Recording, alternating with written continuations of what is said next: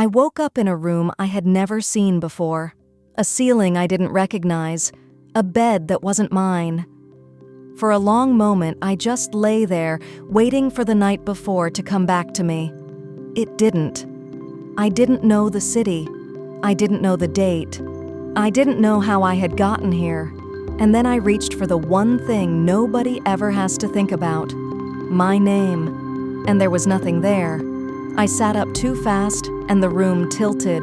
Heavy curtains, a dead television, a door with the chain still drawn across it, a hotel, the kind of room that could be in any city in the world. My heart was going like something trapped.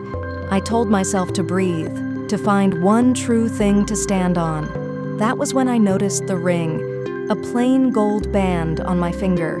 I turned it slowly. It felt heavy and wrong, like it belonged to someone else. Was I married? I tried to picture a wedding, a face, a voice.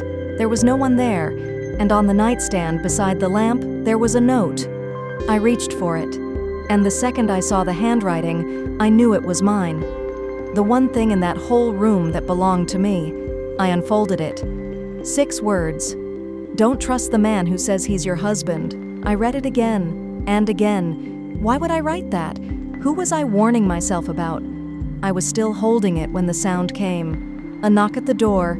I didn't move. I didn't breathe. And then, through the door, a voice. A man's voice. Soft. Careful. He said a name, gently, like it was something precious. Don't trust him, the note said. But the note couldn't sound that kind. So I opened the door.